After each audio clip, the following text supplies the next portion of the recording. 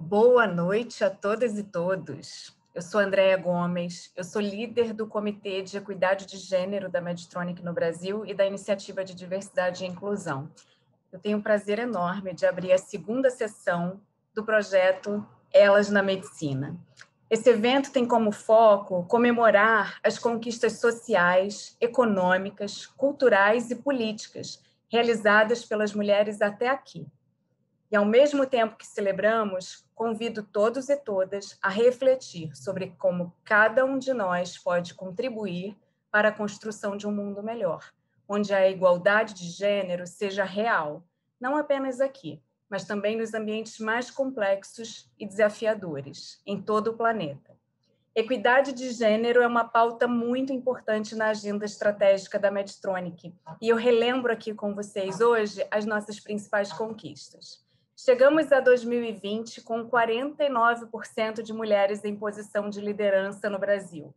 Em todos os nossos processos de seleção, temos uma mulher integrando a lista de finalistas. Implementamos um programa de mentoria com 70% das vagas dedicadas a mulheres. O objetivo é contribuir com o desenvolvimento das profissionais em suas posições atuais e preparando-as para os próximos passos de carreira.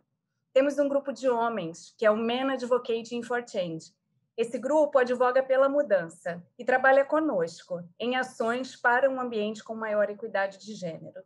Eu vou passar a palavra para Priscila Silva. Priscila divide comigo não apenas a liderança dessa iniciativa no Brasil, mas ela divide também a paixão por esse tema. Muito obrigada pela presença de todos e todas aqui. Andréia, obrigada. Boa noite a todos e todas. Meu nome é Priscila Silva, co-líder do Equidade de Gênero na Medtronic do Brasil. Essas são apenas algumas conquistas, como a Andréia comentou, todas frutos de uma longa jornada, mas que certamente tem sido muito bem sucedida pela paixão e constância do propósito dos integrantes do Medtronic WOMEN's Network, grupo que lidera o movimento de mulheres na empresa e que hoje está aqui representado pela Andréia e por mim. Bem, vamos ao nosso evento. E para começar, estamos hoje aqui com médicas que estão fazendo a diferença em suas áreas de atuação. Doutora Daniela Ponce, doutora Gisele Coelho, doutora Luciana Guimarães e a doutora Luciana Ferrer. Agradeço a cada uma de vocês pela gentileza da presença e pelo legado que vocês vêm deixando não só na medicina, como também para toda a sociedade. Certamente, histórias que inspiram jovens estudantes e o ambiente onde estão inseridas para que elas possam seguir suas carreiras de forma como desejam e não apenas seguindo os estereótipos de gênero. Agradeço imensamente também a nossa moderadora de hoje, Tainá Leite, representante da ONU Mulheres. É um prazer tê-la conosco para uma noite que promete de conversas muito inspiradoras. Passo a palavra a você, Tainá, e sejam todos muito bem-vindos. Muito obrigada. Obrigada, Priscila e André. É um prazer estar aqui com vocês.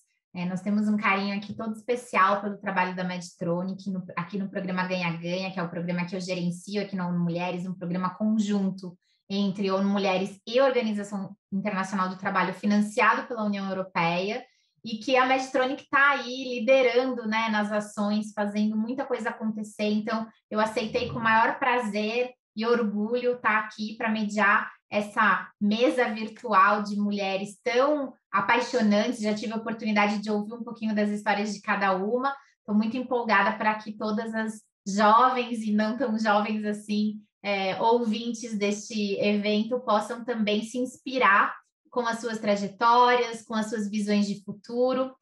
E reforçar que nós aqui temos um trabalho comprometido, né, aqui na ONU Mulheres, com a Agenda 2030, com os ODS, que é chegar a um planeta efetivamente 50-50, né? E 50-50 em todas as suas esferas, em todas as profissões, em todos os caminhos, compartilhando os cuidados, compartilhando toda a responsabilidade por uma sociedade efetivamente mais justa. Então, sem mais delongas, vamos ao que realmente interessa, que é ouvir as nossas doutoras. Eu vou pedir para elas mesmas se apresentarem nessa primeira rodada rapidamente, falando um pouquinho o seu nome, especialidade e onde atua, e depois a gente já vai entrar no bate-papo propriamente dito para vocês ouvirem um pouquinho das histórias delas. Eu vou começar, então, aqui pela ordem alfabética, pela doutora Daniela Ponce. Boa noite. Eu inicio parabenizando a Medtronic pela iniciativa de introduzir o tema Elas na Medicina nesse mês, né, que é considerado o Mês das Mulheres. E também agradecendo o convite, eu estou lisonjeada e eu estou até me estranhando porque eu estou emocionada, né? Acho que a gente reflete um pouco sobre a nossa vida e a nossa trajetória. Então, eu sou Daniela Ponce, eu tenho 44 anos, eu sou nefrologista, sou casada, sou mãe de uma adolescente, eu sou professora de medicina na Faculdade de Medicina de Botucatu, a Unesp, coordenadora do programa de pós-graduação, fiz patologia em clínica médica, sou atual responsável médica pela unidade de diálise do Hospital das Clínicas, da Faculdade de Medicina de Botucatu, que assiste em torno de 300 pacientes em diálise. Sou pesquisadora com bolsa de produtividade em pesquisa nível 2 pela CNPq, portanto, exerço atividades assistenciais, de ensino a alunos residentes e de pesquisa, atualmente com 126 trabalhos publicados em periódicos internacionais e com índice H27. Uau! Muito impressionante, doutora Daniela, parabéns. Vamos então agora conhecer um pouquinho mais da doutora Gisele Coelho. Boa noite a todos. Gostaria também, como a Daniela bem colocou, de parabenizá-las pela iniciativa tão importante, né, que é trazer essa discussão novamente, trazer essa visão, né, de que as mulheres da nova geração e até mesmo da atual, elas podem conquistar e podem conciliar a vida pessoal e a carreira que desejarem. Meu nome, então, é Gisele Coelho, eu sou neurocirurgiã pediátrica do Hospital Santa Marcelina e do Hospital Infantil Sabará. Atuo também como diretora científica do Instituto Eduxim, onde a gente trabalha com vários projetos científicos e de simulação, e também sou pesquisadora adjunta da Faculdade de Medicina da USP. Boa noite, um grande prazer estar aqui, muito obrigada pelo convite. Muito bom, parabéns também, doutora Gisele. Agora vamos então à doutora Luciana Guimarães. Opa, peraí, pulei a doutora Luciana Ferrer, ó, a pessoa não sabe a ordem alfabética direito, porque atrapalhou no nome. Vamos lá, doutora Luciana Ferrer. Olá, boa noite. Também gostaria aqui de agradecer o convite para essa participação. Também me sinto muito emocionada em poder, assim, contando um pouquinho do que a gente faz, influenciar tantas pessoas, né? É um prazer estar aqui essa noite com vocês. Eu sou Luciana Ferrer, sou ortopedista, tenho 34 anos, minha especialização é em cirurgia de coluna, sou membro da Sociedade Brasileira de Ortopedia e Traumatologia e da Sociedade Brasileira de Coluna, sou membro da Comissão de Campanhas e sou representante da Regional Distrito Federal da Associação das Mulheres Ortopedistas do Brasil. Muito bom, vocês já perceberam aqui que só mulherada responsa. Vamos lá então, doutora Luciana Guimarães. Oi, muito bom estar aqui com vocês, conhecer e rever pessoas incríveis, principalmente nessa época de pandemia, né, que a gente foi com mais saudade de todo mundo. Eu sou cirurgiã geral, fiz especialização em vídeo, em parede abdominal, e eu trabalho numa cidade do interior do Rio de Janeiro, chamada Barra Mansa, que foi o lugar para onde eu voltei quando eu terminei minha residência. Bom, obrigada, doutora Luciana Guimarães. Vamos lá, então, começar esse bate-papo. E eu queria, então, que cada uma de vocês contasse, e essa vai ser uma pergunta para todas, porque certamente é uma experiência que nós todas, né, mulheres profissionais ou não, enfim, em algum momento da nossa vida vivemos, que é se dar conta de que somos mulheres, né? O que isso significa? É entender que nem tudo de fato acontece da mesma forma que acontece para os meninos ou para os homens. Isso às vezes acontece muito cedo na nossa vida, né, pelas mais diversas razões, e nem sempre acontece tão cedo assim. Às vezes a gente só se dá conta disso lá no meio da nossa trajetória profissional, às vezes a gente só se dá conta disso quando a gente se torna mãe, enfim, cada uma tem uma forma e um momento de experienciar e se dar conta das questões de gênero e de como, de fato, a sociedade ainda não é um lugar justo e igualitário para meninas e meninos, homens e mulheres. Eu queria que cada uma de vocês contasse um pouquinho como foi esse momento para vocês, na sua trajetória, na sua carreira, como que vocês despertaram para essas questões, para estarem aqui conversando com a gente sobre isso hoje. Vamos, então, começar também pela ordem alfabética, só que agora ao contrário. A gente começa pela doutora Luciana Guimarães.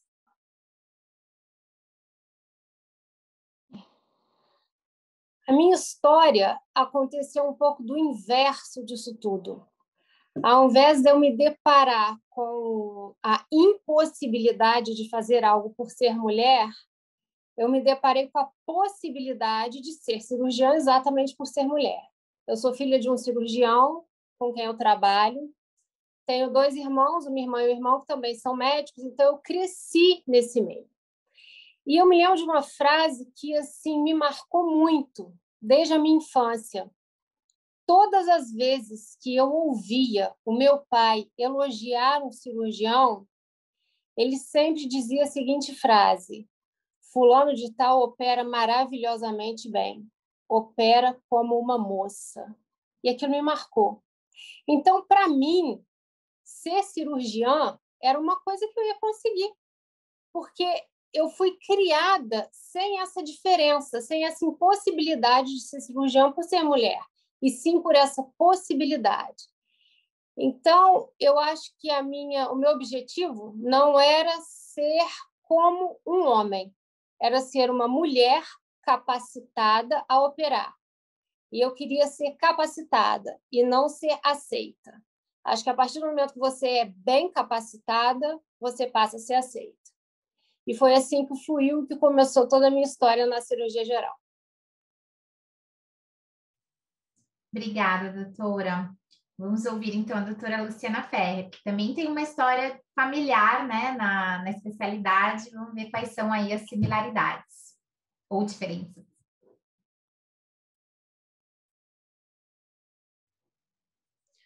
Bom, então, Tainá, eu acho que eu e a Luciana, a gente não tem de semelhante só o nome, né? A gente tem um pouco da nossa trajetória aí bem parecida.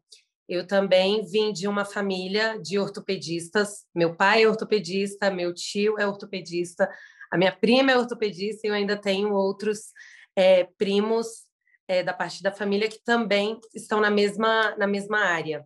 Então, eu acho que a ortopedia, para mim, ela aconteceu de uma forma muito natural. E eu sempre tive muito apoio da minha família, então realmente essa parte de não é coisa de mulher e essas questões, elas sempre vieram mais fora do que de dentro. E eu também tenho uma frase semelhante que eu sempre escutei muito as pessoas falando em relação ao meu pai e ao meu tio, né? Antes mesmo de eu e minha prima formarmos, que eles operavam semelhante a bailarinas dançando, que era de uma delicadeza que eles conseguiam fazer ortopedia, e eu sempre achei isso incrível. Então, quando eu escolhi e resolvi caminhar junto a eles, hoje trabalho com eles todos, eu sempre tive isso em mente, que eu queria botar cada vez mais delicadeza naquilo que eu estava fazendo. Então, sempre que as pessoas me questionavam, mas isso é uma profissão para homem, isso não é o seu lugar, etc., eu sempre falei que não, que, muito pelo contrário, eu aprendi dentro de casa toda a delicadeza de um cirurgião ali no momento do procedimento. Então, também sempre foquei muito nisso. Claro que, com o passar dos anos, vieram questionamentos, algumas dificuldades, porque a gente não trabalha sempre com a nossa família, muito pelo contrário, toda a nossa formação é para poder trabalhar com eles. Então, a gente se envolve com muitas outras pessoas e lugares antes. Então, a gente tem, sim, dificuldades, mas querendo ou não, assim, também foi um pouco inverso para mim. E a doutora Gisele, então? Eu realmente estou positivamente muito surpresa com a história das colegas e acho que já expressa uma necessária mudança de mentalidade, né? Essa postura de realmente estimular e querer que a mulher esteja à frente de especialidades, né? Como cirurgia geral, ortopedia. A neurocirurgia acho que ainda tem que evoluir um pouquinho nesse quesito. Quando eu me deparei, na verdade, com a primeira questão de gênero ainda durante a faculdade, na escolha da especialidade. Eu estava numa cirurgia, porque eu adorava assistir neurocirurgia, até para ver se era realmente o que eu gostaria de fazer. E eu cheguei a ouvir de um professor que, não, quando ele me perguntou o que ia prestar, eu disse que neurocirurgia, ele falou, não, você não vai fazer neurocirurgia. Eu achei que ele estivesse brincando, mas ele estava falando sério. Ele falou, não, quem vai fazer o jantar do seu marido? E você para, puxa, como assim? Que isso é uma piada, isso é verdade? Sabe? Então, naquele momento já me gerou uma indignação e uma tentativa de limitar, de alguma forma, né? A sua capacidade, a sua escolha, carregando aí um estereótipo de gênero bem característico. Tomei consciência dessa questão de gênero durante a faculdade, mas durante a residência mesmo é que deu para perceber essa diferença. Ela existe, né? Algumas vezes velada, mas na maioria das vezes ela é bem exposta mesmo. E tem uma grande diferença até de cobrança, né, quando o residente é mulher ou quando o residente é homem. Então, quando o residente é homem, ele pode tudo, inclusive constituir família durante a residência, né, já tendo uma restrição com relação à mulher. E cobrança, as brincadeiras, entre aspas, né, as frases depreciativas, elas vêm bem mais para a mulher do que para o homem. Então, realmente ainda a neurocirurgia ainda precisa urgente de uma mudança de mentalidade nesse sentido. E você, doutora Daniela, o que acha disso? Foi também mais parecido com a doutora Gisele? Qual a sua experiência nisso? Então, minha trajetória também difere, né, das duas primeiras colegas. Foi um pouco mais tardio. Eu decidi fazer medicina aos 16 anos, né? Foi um ideal, não foi uma profissão, sou a primeira médica da família. Me dediquei, né, aos estudos do ensino fundamental, fui aprovada, e até durante graduação, residência e pós-graduação, não havia, né, tido nenhum despertar para uma possível desigualdade de gênero. Poucas vezes durante atendimento, né, dos próprios pacientes, e depois já como responsável pelo serviço, a gente percebia que os próprios pacientes procuravam o médico ou o meu chefe. Mas eu entendia, né? É cultural. A gente tem o protótipo de médico, né? É um homem alto de 60 anos e calvo. E aí, de repente, né, se deparar com uma mulher jovem, loira, eu entendia que era cultural.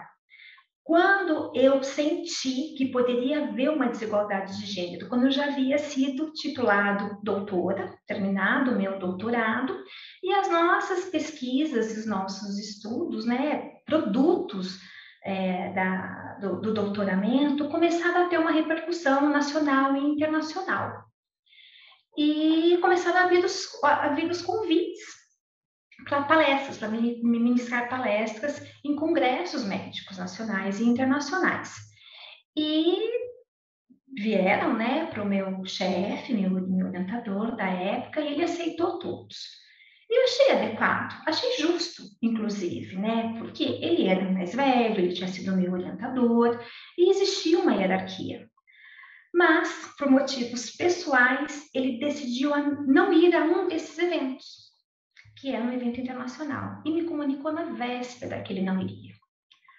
Naquele momento, eu manifestei a minha indignação. E eu já me posicionei ali. Eu falei, olha, não é você, somos nós, o nosso serviço, a nossa instituição, o nosso país. Se você não pode ir, alguém do serviço pode ir. Eu iria, prontamente eu iria.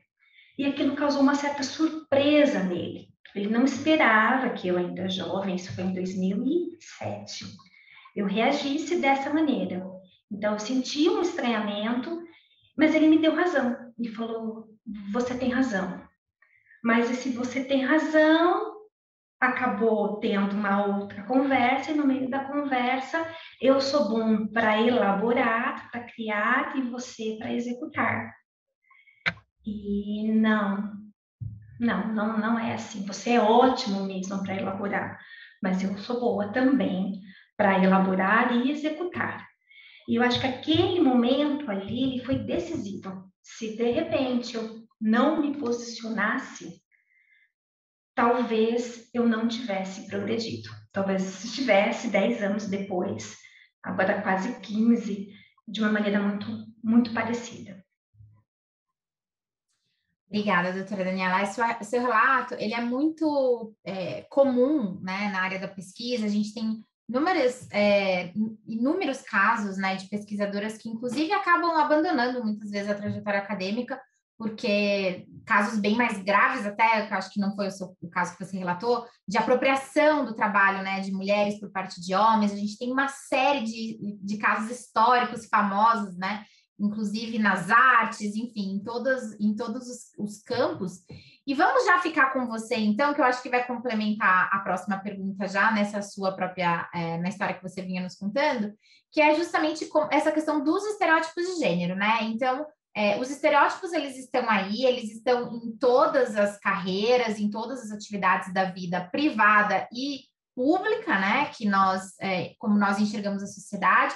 O estereótipo, ele cola de diversas formas em diversas mulheres, né? Então, como você comentou, por exemplo, o estereótipo de ser jovem, né? Uma pessoa jovem, ela é uma pessoa X, uma mulher loira, uma mulher magra, uma mulher gorda, uma mulher negra, enfim, cada rótulo que vai se colocando sobre as pessoas e que são colocados estruturalmente, eles se tornam limites, né? Eles se tornam um pouquinho daquela camisa apertada que você vai sendo limitada naquelas possibilidades. Como vocês viveram isso, né? Começando por você, depois a gente ouve todas as demais.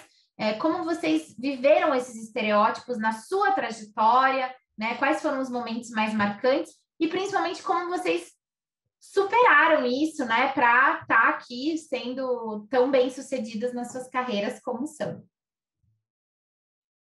Foi uma continuidade mesmo, né? Eu acho que aquele posicionamento que eu tive ali na minha casa foi essencial para eu ter forças para o que vinha depois, né? Então, a gente foi progredindo, as pesquisas foram acontecendo, todas as pesquisas derivadas da nossa assistência, são todas pesquisas clínicas, os trabalhos publicados e a divulgação nacional e internacional acontecendo. E quem lida, né, quem trabalha com pesquisa sabe que é sempre o nosso sobrenome e as iniciais do nome. E na época eu era casada, era o meu primeiro casamento, e o sobrenome do meu marido era Gabriel. E quando a gente começou a ir para os eventos, né, falou, você é de Botucatu, não é? Eu falei, sou de Botucatu. Então, tem um tal de Dr. Gabriel, que está trabalhando com diálise peritoneal, publicando. Você conhece quem é o Dr. Gabriel?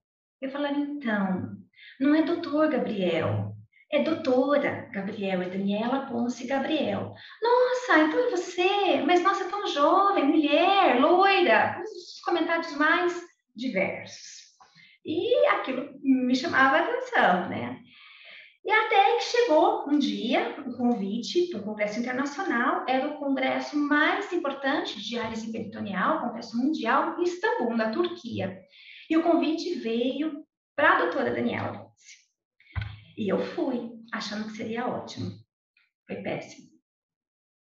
Foi péssimo. Eu fiz a minha apresentação de 20, 25 minutos e aí as perguntas. A primeira pessoa que perguntou, que levantou para fazer as perguntas no microfone, era um médico, né, professor de Istambul, e ele já começou de uma maneira muito agressiva.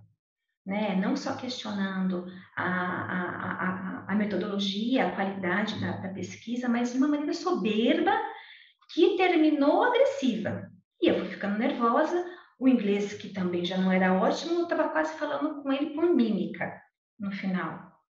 E eu me lembro também que ele já é falecido, mas uma referência, né, mundial em diálise peritoneal, um grego que residia no Canadá, o doutor Edeópolis, ele levantou e ele fez uma intervenção me defendendo, o que também mostra a fragilidade da situação, mas que era necessário.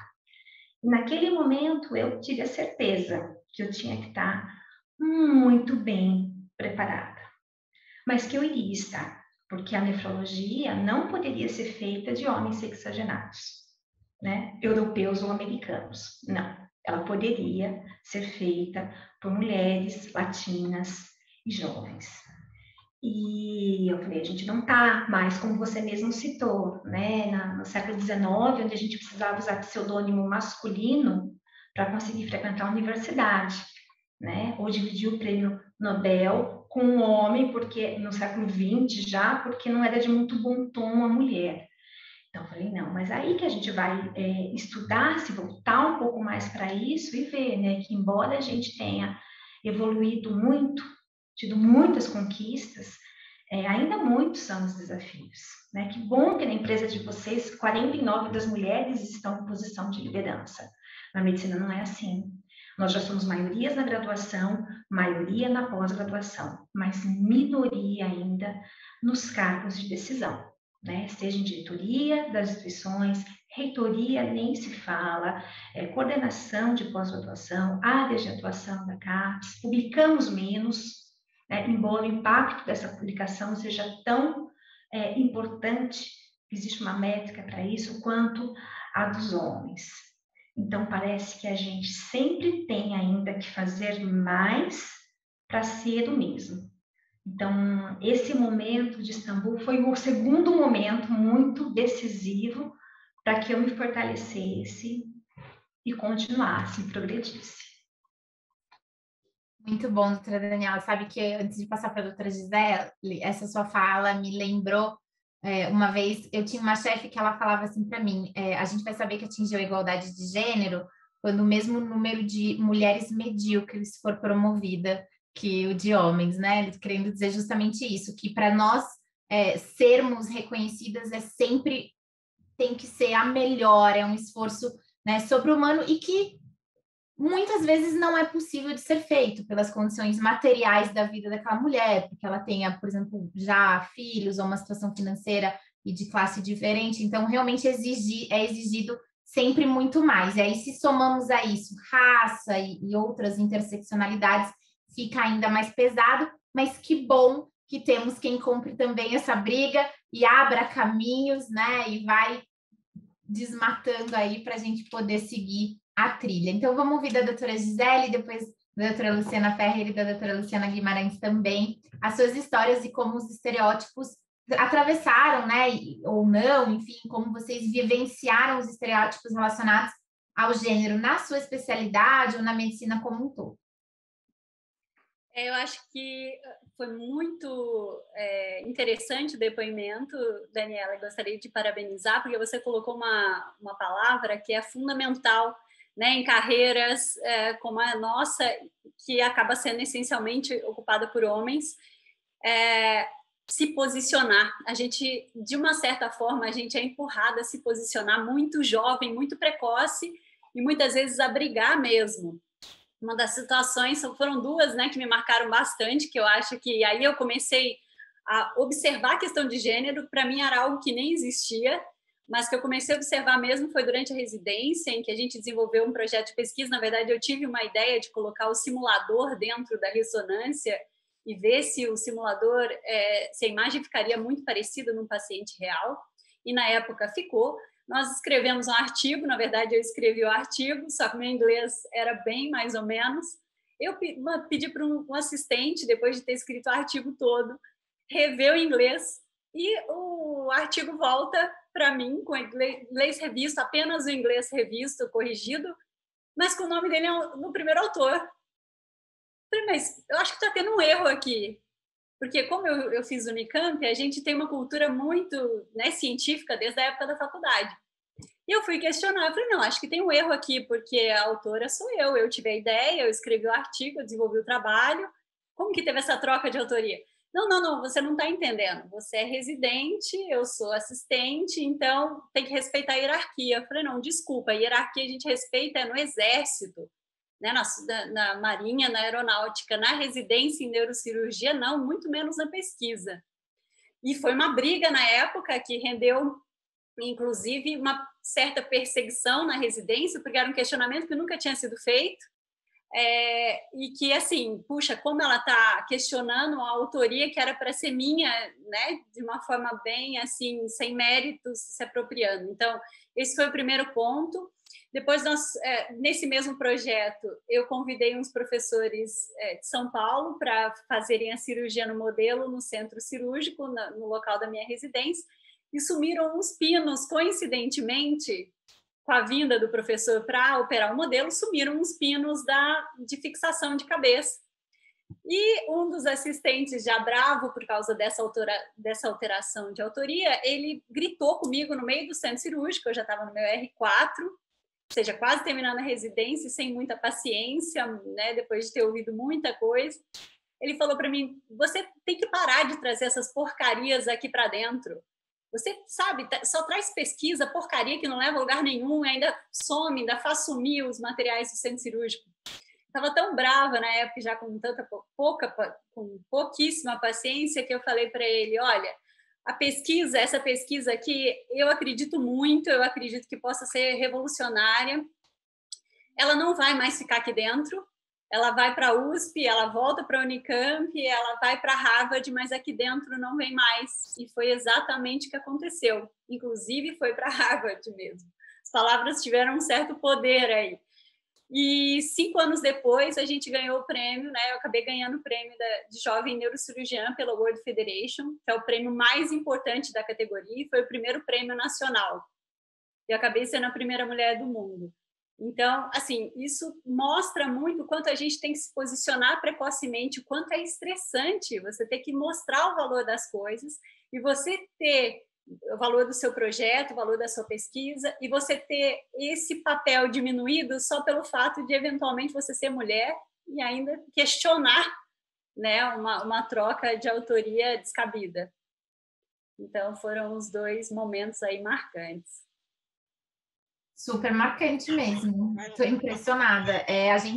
Eu trabalho com isso há muitos anos e ainda me choco muito com todas as histórias que eu escuto, porque apesar de serem absolutamente similares, elas ainda assim são muito chocantes na sua vivência.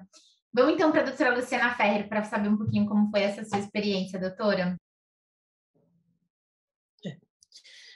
Bom, é muito bacana ouvir as colegas. Nossa, eu fico até emocionada, assim, porque são exemplos de posicionamento mesmo. Eu acho que é isso que a gente precisa, é isso que é importante. A gente tem que, porque se depender do que vem de fora, todo mundo vai querer atropelar. Principalmente áreas assim que a gente escolhe, tem umas que não tem jeito. Então, o posicionamento ele é muito importante.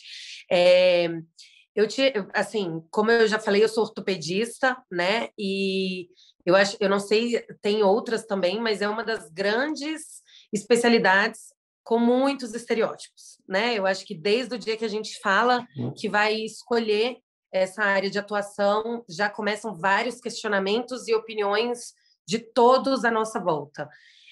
Eu tive muita sorte de ter muito apoio familiar, mas eu também tive que escutar muitas coisas de fora.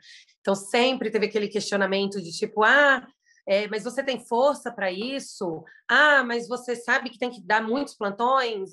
Você sabe que é uma cirurgia que vai usar martelo, parafuso? Isso não é coisa de menina. E quando você for mãe? Então, assim, vivi e tive que superar cada um desses momentos que foram até simples. E mais para frente eu resolvi me especializar dentro da ortopedia em cirurgia de coluna, né? Que é mais difícil ainda em relação a esses estereótipos, porque todo mundo tem na cabeça que a cirurgia de coluna é uma cirurgia assim, é um bicho-papão ali da ortopedia, né? E nem sempre é isso. Hoje a gente faz cirurgias minimamente invasivas, a gente trabalha com estruturas muito delicadas, mas ninguém enxerga isso. Então, são os mesmos questionamentos.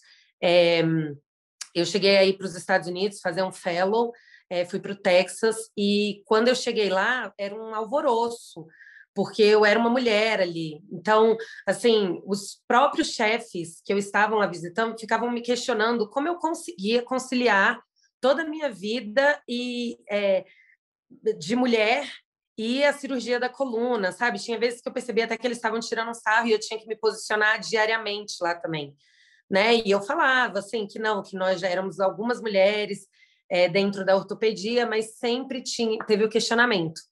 Hoje nós somos 23 mulheres já dentro da Sociedade Brasileira de Coluna, no Brasil, 700 mulheres na ortopedia, e esse número vem só crescendo.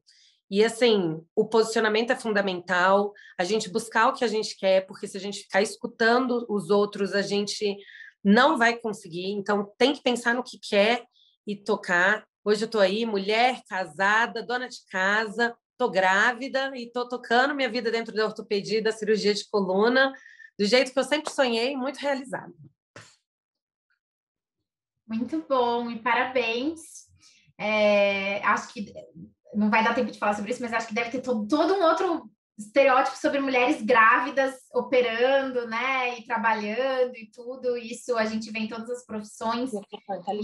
E parabéns aí pelo seu trabalho, doutora. Então, agora vamos ouvir a doutora Luciana para a gente fechar esse bloco e passar para mais um bloco de perguntas, que eu também estou super animada para ouvi-las. Foi muito bom ouvi-las, porque disso tudo eu começo com uma conclusão. Para a mulher ser excelente, para ela ser boa, considerada boa, ela tem que ser excelente na nossa profissão. Para ela ser excelente, ela tem que ser um fenômeno. E eu queria citar que eu tenho certeza que passou isso com muitas delas, muitas outras colegas, principalmente nessas áreas de cirurgia, ortopedia, essas áreas que são dominadas pelos homens. Entrevista de residência, pelo menos eu respondi umas 5 perguntas desse caráter. Casada? Tem filho? E eu na terceira eu já respondi logo, olha, não sou, não pretendo me casar nos próximos 3 anos. Aí todo mundo ficava tranquilo na história, mais confortável. E o que me preocupa é que muitas vezes isso vem da própria mulher. Na minha residência, uma cirurgiã que, nossa, sempre admirei muito, mas a primeira vez que eu encontrei com ela, eu era R1, tinha um trauma torácico de urgência. Eu estou no vestiário trocando de roupa e falei assim, você é R1 de cirurgia? Sou. E esse cabelo? Oi? Cabelo? Não, sei cortar cabelo. Isso daí não é cabelo de cirurgião. Isso veio de uma mulher. Então, muitas vezes, isso vindo de uma mulher é uma coisa muito mais pesada.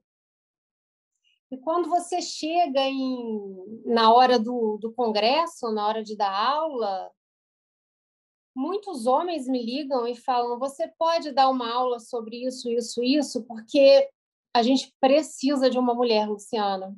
Não tem mulher nenhuma. Opa! Vontade de colocar um terno, uma gravata e vou dar minha aula como um homem. Então, não é porque não é uma cota. Nós não somos uma cota. Nós não somos uma peça de um quebra-cabeça que precisa de estar lá para completar alguma coisa. E a gente precisa realmente se impor. Os exemplos dela são incríveis, porque, como a Daniela disse, quando chega em certo patamar, a gente para. A gente dá aula, a gente opera, a gente dá aula no cadáver, a gente dá aula em animal, a gente ensina no porco, o que for. Na hora de operar ao vivo, não tem mulher lá.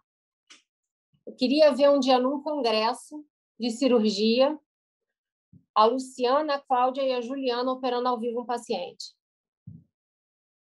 Eu ainda vou ver isso. Talvez a minha geração não pegue, mas quando eu estiver aposentada, eu vou ter o prazer de ver isso, nem que seja uma vez. Muito bom. Você tocou num ponto bem importante, esse do como as mulheres também não estão isentas dos estereótipos, né? Na verdade, nós estamos falando de algo que é estrutural e que atravessa homens e mulheres, e você pode encontrar homens que vão ajudar na desconstrução desses estereótipos, como a gente encontra mulheres que são perpetuadoras desses estereótipos. Talvez a maior diferença seja que nós, no final das contas, somos vítimas e algozes, né, da nossa própria... Não é que isso não aconteça. Alguém já citou aqui alguma coisa, mas com certeza nós somos minoria ainda. E legal que você comentou também essa questão das perguntas sobre, né, planos familiares e essas coisas invasivas que não acontecem com nenhuma profissão com os homens, né? A gente vive a mesma coisa em outras profissões. Antes da gente passar para a próxima pergunta, que vai continuar nesse tema com você, doutora Luciana, eu vou chamar a Andréia, porque ela já vai aproveitar para contar para vocês qual vai ser o tema do próximo encontro, que tem tudo a ver com isso que a gente está conversando também, para que todo mundo já pode se inscrever aí. Gente, eu já chorei a beça aqui, né? Assim, já me emocionei em vários momentos aqui com essa conversa, que é tão parecido com tudo que a gente vive no mundo corporativo também, né? Eu tenho a felicidade de trabalhar numa empresa que investe em equidade de gênero, que entende a importância da equidade de gênero, mas a gente sabe que essa não é a grande realidade. Então, eu me identifiquei aqui em muitas falas, né? E muitas vezes me lembrei das famosas reuniões corporativas, quando, na época das atas escritas, né, gente? Quando sempre tinha alguém para dizer, quem escreve a ata? Ah, as meninas, uma das meninas, porque menina tem letra bonita. Né? Então, tem um reducionismo aí de um lugar da mulher para outras atividades, né? As menos importantes. Fora da discussão, da reunião e tomando nota daquilo que se fala de tão importante. Então, essa conversa aqui me faz refletir sobre tantas coisas que eu já vivi e que certamente as minhas colegas também. Eu quero aproveitar aqui para convidar todo mundo para a próxima sessão. A doutora Luciana Guimarães trouxe um ponto aí super importante. Por razões históricas, culturais, muitas vezes, essa competição, né, essa imposição, ela vem de mulheres também. A nossa geração também não aprendeu, né, gente, a ser livre, a se posicionar de outra forma. E a gente quer falar na próxima sessão sobre a importância do apoio e da união das mulheres, dos aspectos de sororidade na profissão e na vida. A gente sabe a importância que tem, é uma rede de apoio para uma mulher, né? Independentemente de ser casada, ter filhos, a rede de apoio ela é fundamental para evoluir na carreira, inclusive. E a gente quer falar sobre isso na próxima semana. Eu quero convidar todo mundo que está aqui com a gente hoje para voltar na semana que vem. Então, está aqui o QR Code, já escaneia, faz a sua inscrição. Não vou fazer uma arrasta para cima aqui do tipo blogueira, tá bom? E já vou voltar com a Tainá para a gente continuar nessa conversa que está tão inspiradora. Obrigada, Tainá. Obrigada, Andréia. Vamos lá, então. Doutora Luciana, continuando com você sobre essa questão do cuidado, né? A gente sabe que um dos principais estereótipos, na verdade, eu sou uma pesquisadora do cuidado, né, nas ciências sociais, e vejo justamente, entendo o cuidado como quase que o fio que conduz e amarra, né, a maior parte dos estereótipos que colocam homens e mulheres como determinados a coisas e feitos diferentes. Como você viveu isso, né, na sua experiência pessoal? Quais foram, enfim, as questões que te tocaram e que você gostaria de compartilhar conosco? Essa questão do cuidado, fisiologicamente, o cérebro da mulher, ele é mais bem preparado para entender a emoção do próximo. Então, daí vem essa coisa do cuidado da mulher. A mulher cuidar, a mulher ter instinto materno, a mulher ser a cuidadora. A babá, a enfermeira. Então, essa coisa vem historicamente, isso vem de muito tempo. O que pega muito, principalmente na idade que eu estou, é a questão da maternidade. Impressionante como esse tema ainda é tratado com muita rigidez, né? A mulher que cuida, então, ela tem que ter filho, ela vai procriar para cuidar da sua prole. Isso tem que ser tratado, acho que, com muito menos rigor, muito menos rigidez do que a gente encara. Uma mulher pode ser realizada não tendo filhos, e ela pode não ser realizada tendo filhos. Acho que isso é algo a mais na vida da mulher, não uma obrigatoriedade. Eu me sinto como exemplo que eu não tenho filhos por opção e a minha vida foi conduzida para isso. Não sou contra, sou completamente a favor, adoro criança, amo meus sobrinhos, mas a minha vida foi guiada para esse lado. E eu acho que hoje o padrão de excelência que eu mantenho em tudo que eu faço, não sei se eu conseguiria tendo filhos. Isso seria uma dificuldade pessoal minha. A vida que eu levo, talvez eu não conseguisse conciliar tendo algo a mais, ou talvez eu não fosse a mãe que eu tenho, uma mãe que foi mãe integral. Então, talvez isso seja uma dificuldade, repito, pessoal minha. Eu acho que eu não conseguiria manter o mesmo padrão de excelência em tudo que eu faço. Mas conheço mulheres que sim, que o fazem muito bem, encaram isso de uma forma muito natural. Mas o cuidar realmente é uma coisa que está muito na mulher. E eu acho que isso é uma grande vantagem também. Isso é um ponto positivo para a gente. A gente poderia ter vários debates da antropologia testando isso, inclusive.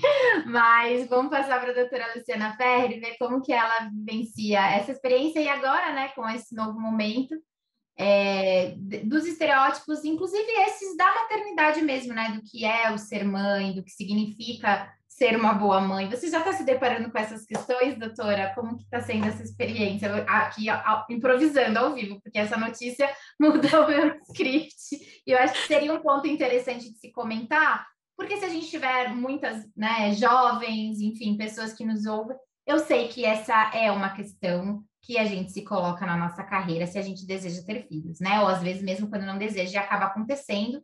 É um problema no sentido científico da palavra que precisa ser colocado e a gente precisa encontrar as respostas. Como tem sido isso para você? Bom, então, tem sido uma experiência bem bacana, bem diferente. Eu estou super animada, mas claro que a gente tem... É tudo novo. É meu primeiro filho, minha primeira filha, né? Uma menina... E eu espero ser para ela um exemplo, como a minha família foi para mim. Espero que ela queira ortopedia, brincadeira.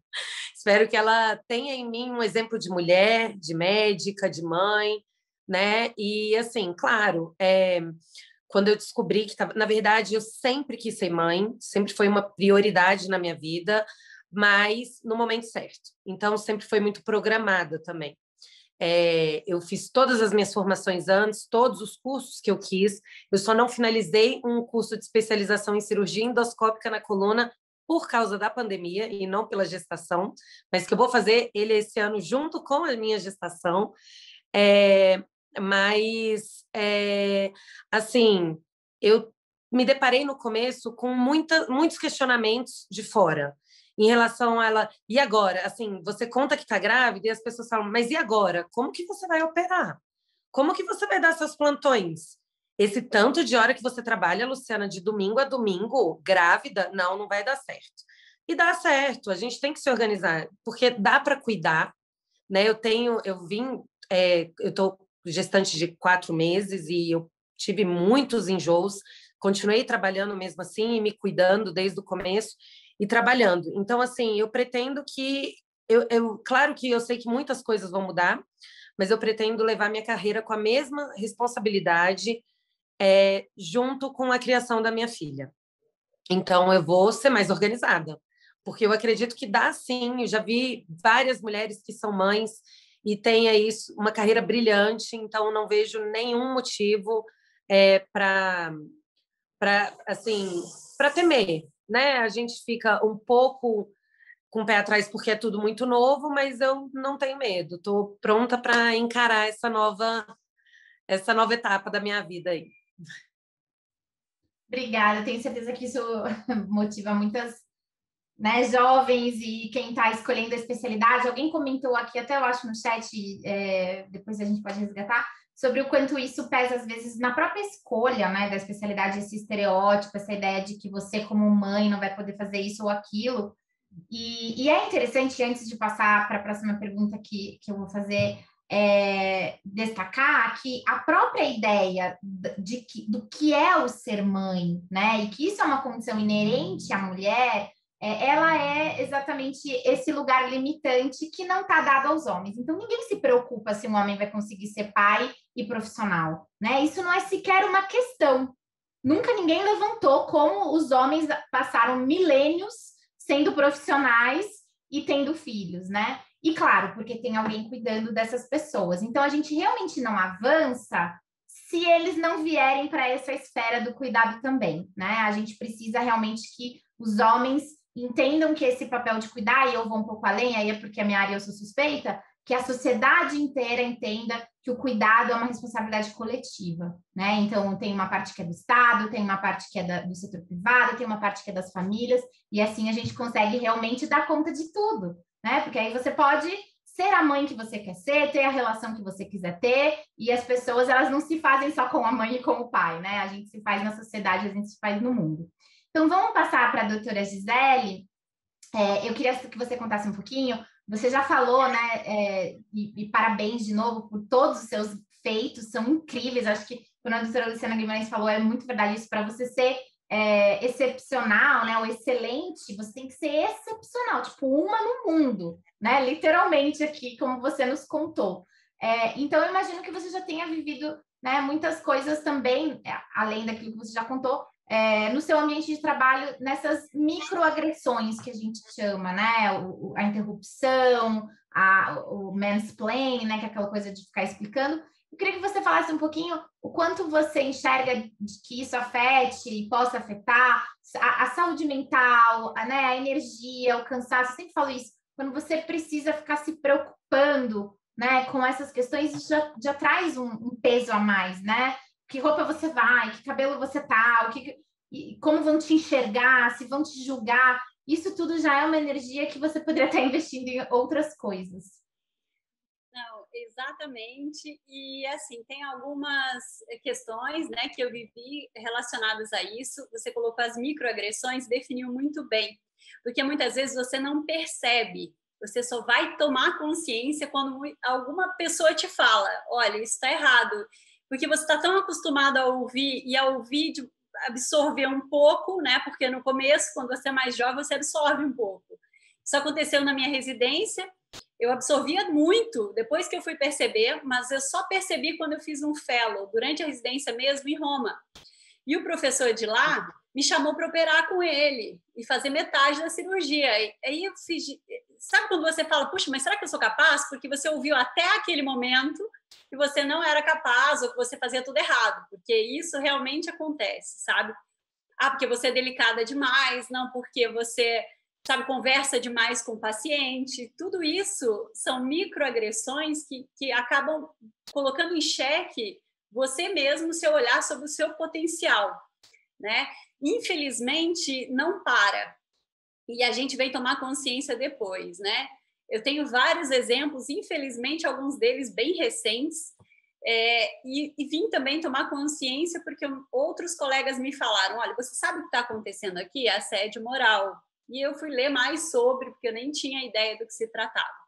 Então, eu ouvia frases depreciativas. Então, você está fazendo uma cirurgia, você está organizando, né, toda a cirurgia, e geralmente eu planejo com os residentes, né, sou preceptora do serviço de neurocirurgia pediátrica no hospital onde eu atuo, e você ouve colegas e até mesmo seu chefe falando para outras pessoas, para alunos da Faculdade de Medicina, inclusive, presentes na sala, que eu estava armando um circo para fazer a cirurgia. Mas como um circo?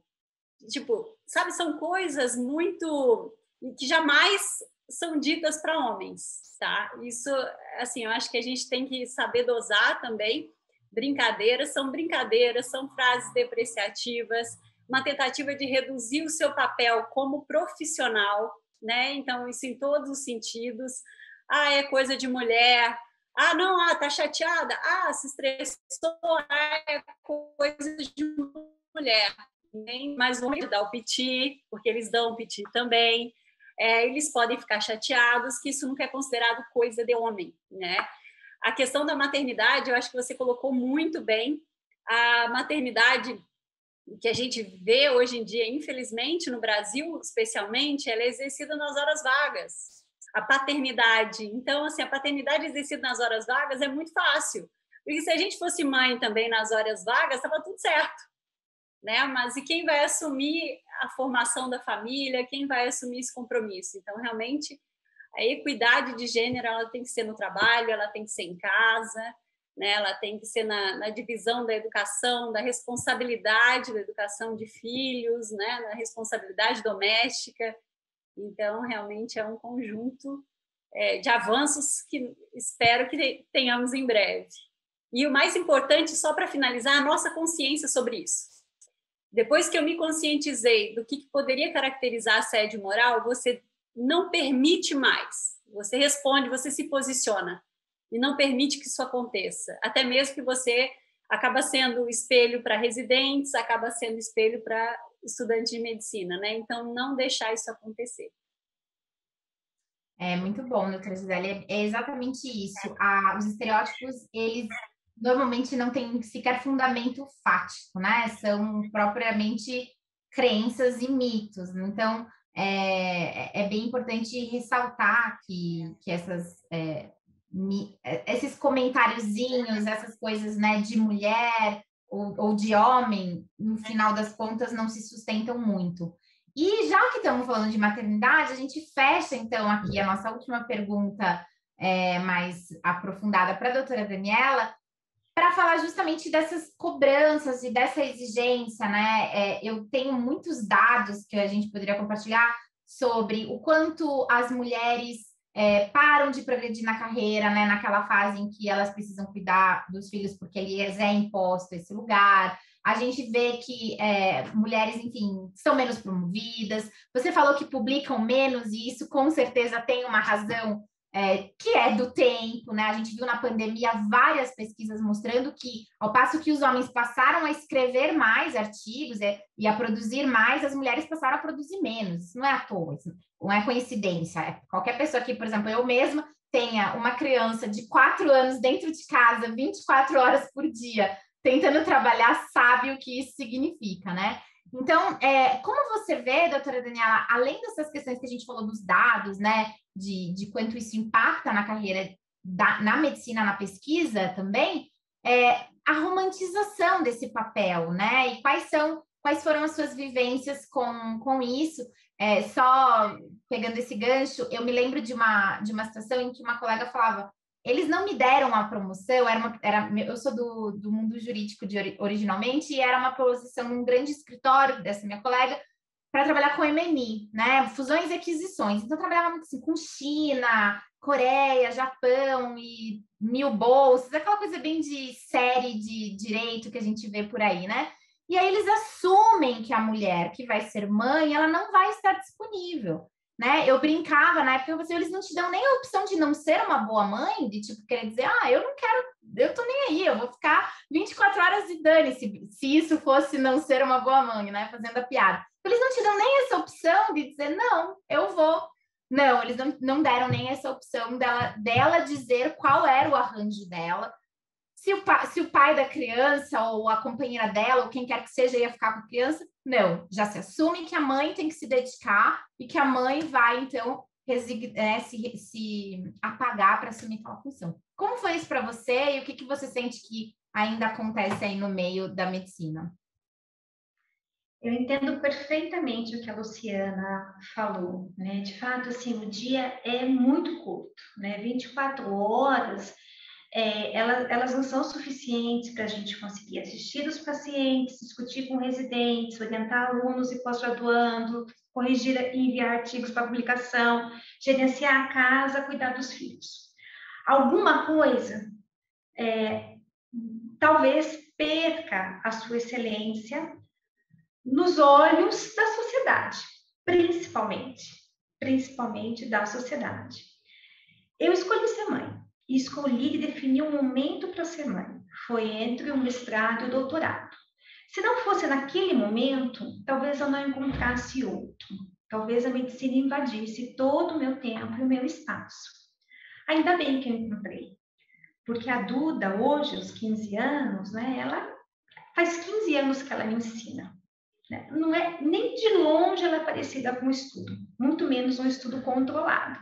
E ela é tão desafiadora quanto a nossa ascensão na medicina e na ciência. A ascensão aconteceu de maneira talvez menos difícil na ciência do que na maternidade, no topo da maternidade. A nossa relação e nem a maternidade, elas não foram e elas não são romantizadas. E a gente teve que construir isso como mãe e filha, né? Que ela entendesse que a gente ia trabalhar com qualidade e não com quantidade. Não temos tempo, não há tempo. Eu me lembro que quando ela era pequenininha, toda vez que eu levantava, ela me falava, tchau, mamãe. Para ela, eu sempre estava de saída. E quase sempre eu estava mesmo.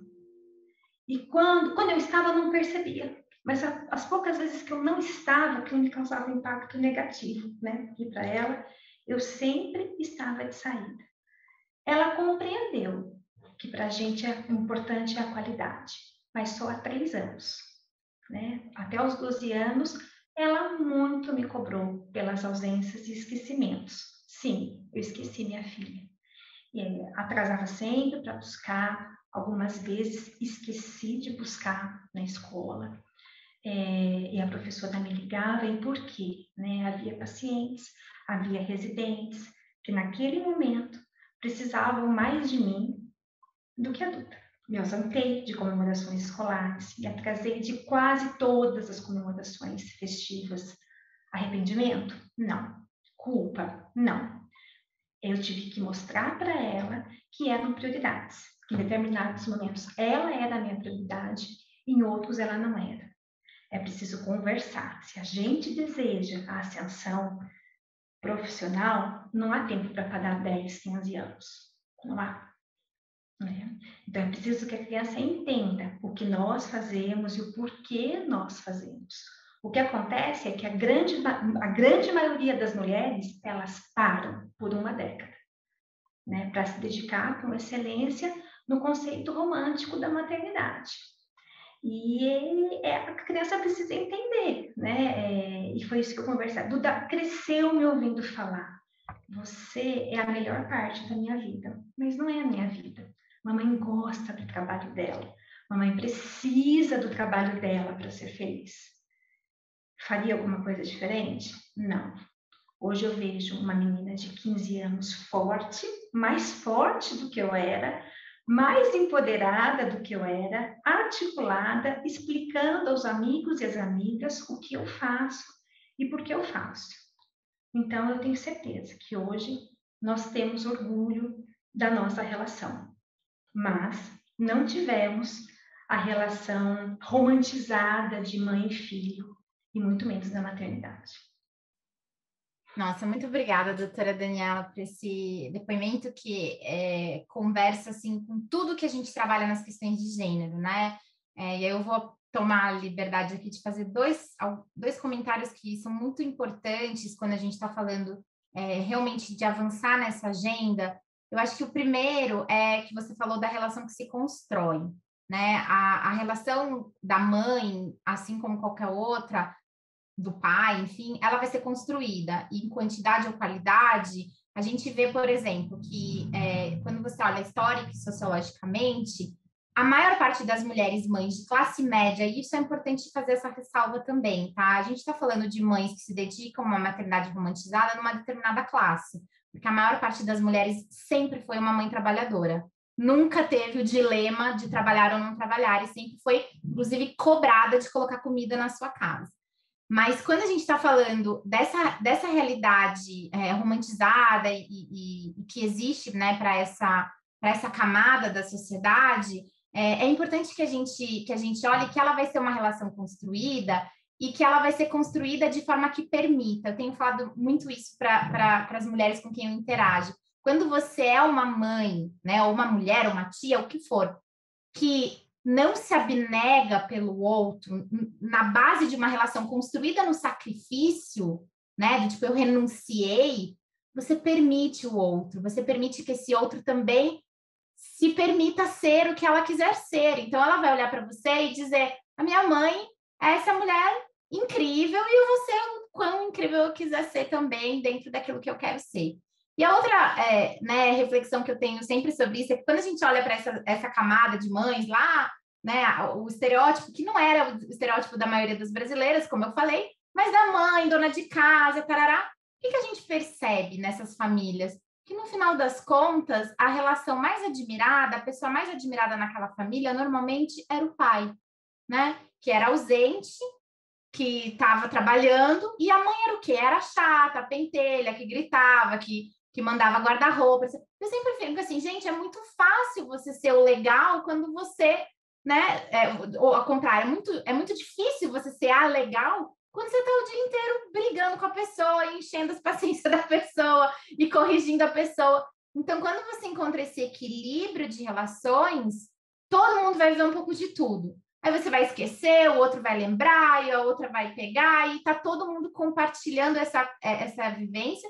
e construindo essa relação, né? E que bom, doutora Daniela, se todas as relações entre mães e filhas e mães e filhos, e eu desejo, assim, do fundo do meu coração que eu possa ser uma mãe, assim, também inspiradora para o meu filho, porque também é difícil em muitos momentos dizer não, a mamãe vai trabalhar, a mamãe vai fazer mestrado, a mamãe vai ajudar ali alguém que está precisando, mas que seja, né, o caminho para que os nossos filhos, meninas, se permitam e meninos entendam, caso sejam heterossexuais, entendam que as mulheres não lhe pertencem e que as mulheres podem ser o que elas querem ser e devem, né, viver todo o seu potencial. Então, eu agradeço muito. Para a gente fechar rapidinho aqui, que a gente já passou do nosso tempo, eu queria que vocês dessem, então, um conselho para suas jovens, né? Aqui algumas ainda são jovens, na verdade, somos todas jovens, vai, somos aqui crianças, que vocês olhassem para suas graduandas lá, né? Que estavam entrando para começar a praticar e exercer essa profissão.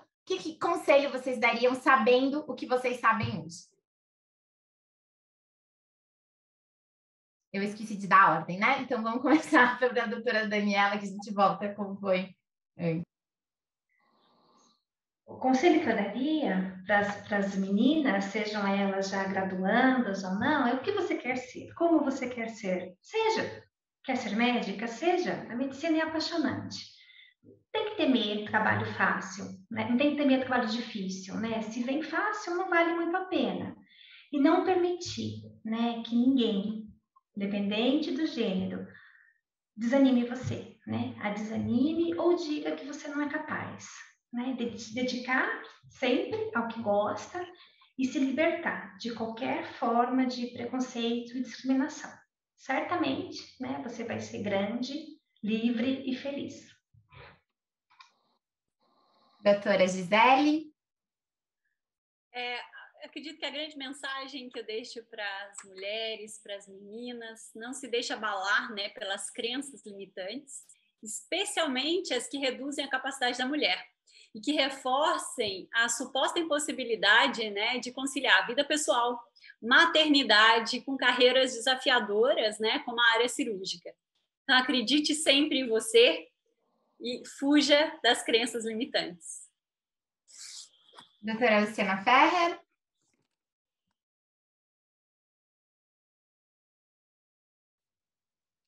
Bom, eu acho que assim, eu teria tantas coisas para falar, para mandar um recado para minha eu, que eu acho que principalmente seria posicionamento.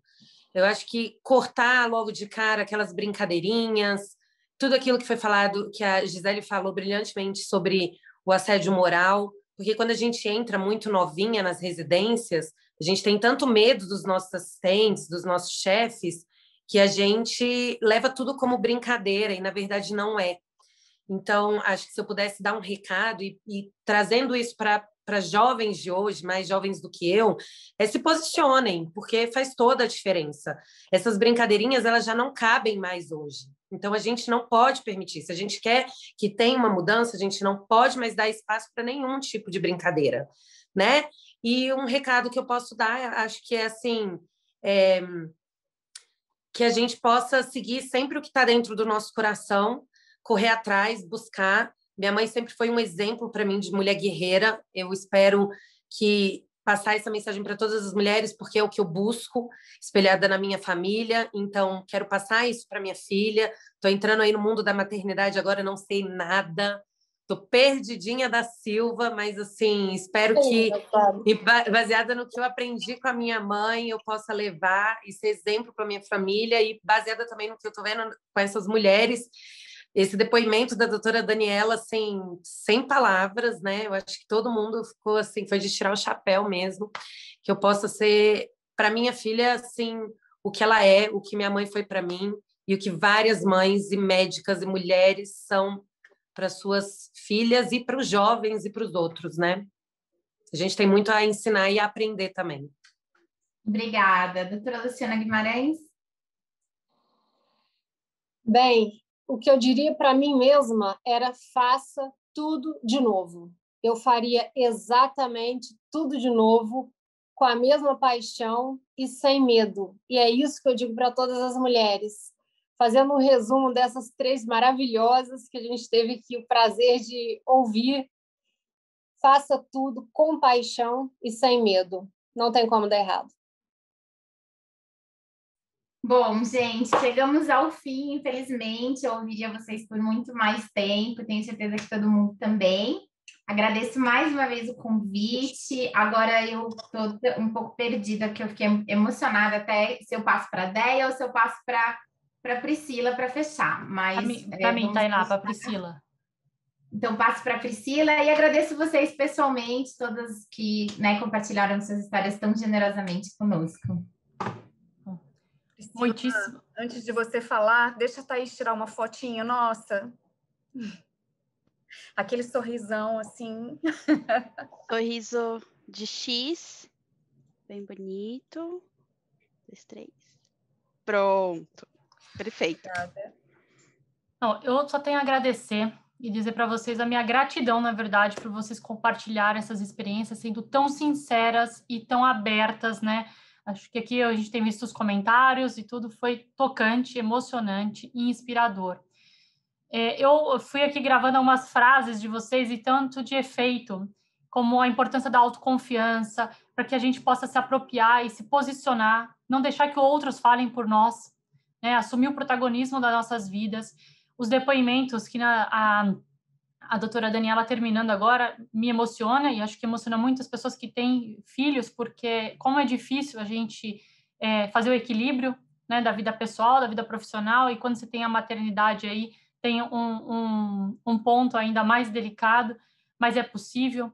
Então, para mim, o que fica aqui de mensagem é: opere como uma mulher, dance como uma bailarina, mas atue, né? Tome a posição do que vocês quiserem para a vida de vocês e não deixe que os estereótipos determinem o nosso caminho. Faço de novo aqui, reforço o convite para a sessão da próxima semana, que traz um link com o que a gente ouviu aqui, a importância da sororidade, a importância de termos mulheres na liderança das sociedades médicas, o papel das ligas femininas, mas reforço que os homens são muito importantes de estarem ao nosso lado neste caminho, nos apoiando. Nós não somos concorrentes, né? A gente precisa, sim, que os homens entendam o nosso papel e nos apoiem nessa jornada. Eu espero vocês na próxima semana, na próxima segunda-feira, às 7 da noite, aqui conosco. E, mais uma vez, muitíssimo obrigada a todas vocês. Excelente noite a todos os participantes. Obrigada, doutoras. Obrigada, Tainá. Obrigada.